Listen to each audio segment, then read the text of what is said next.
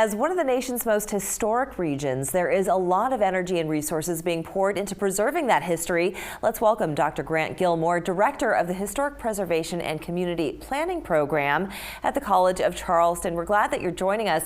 Tell us a bit more about this program, if you will.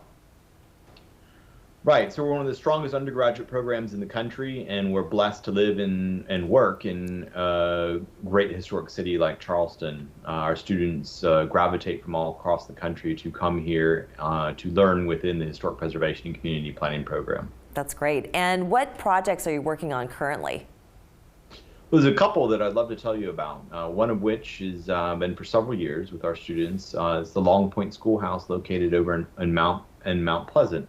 The schoolhouse dates to 1903, and our students have gone in and documented the current state of the building, and then also began interviewing former students that attended the school.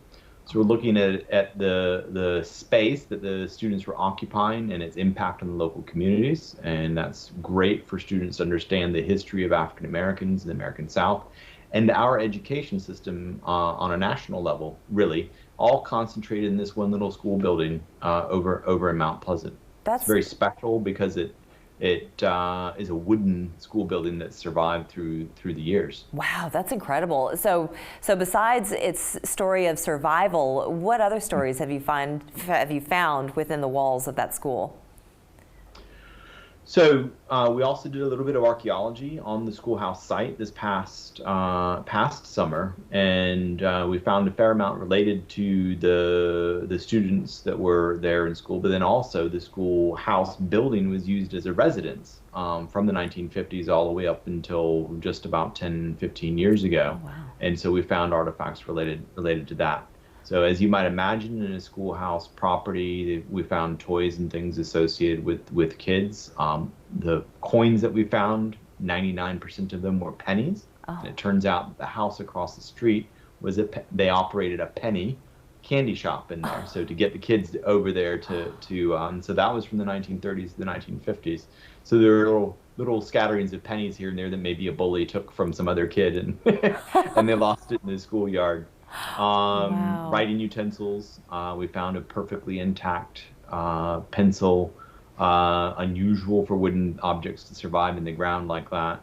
Especially around here when the ground is so waterlogged and we get so much rain. The brand pencil that these kids were using in the 1930s and 1940s. That's amazing. And so you're recording all of this history, and this is all for the benefit of generations to come. So what you've got there is really a treasure trove of a story that you can outline and share with the world. What is it about the South that this story evokes, and that you're hoping that people glean from it? Right, this being Black History Month, that's a great segue into that theme for sure. The way that our society, democracy, everything that our country means needs to be examined carefully, as with our own personal histories, our family histories. All of these affect the way we interact with other humans. Our major is not just historic preservation, but also community and community planning. How do we create and help communities, no matter what your political stripes or your religious beliefs or your ethnic or social backgrounds are?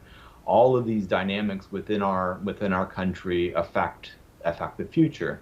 Mm. The tangible evidence of our past are places like the schoolhouse. Yes. And so understanding that at one point in our country, and to a certain extent in many cases today, there's a disparity in the quality of environment and resources put into education in various locations.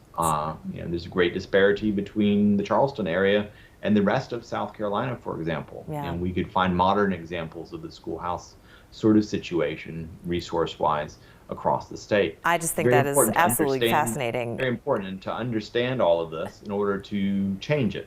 To make schooling better in the rest of South Carolina, for example, the environment in which our children, our future leaders, our future business people, judges, lawyers, whatever career paths kids eventually want to take. There's so much that we can learn from the past in order to make the future better. Dr. Grant, I want to thank you so much for sharing that with us, and Godspeed on the rest of these projects. We're very excited to see what new discoveries you make. Thank you. Thank you very much. All right. Take care. We're back in 2 minutes.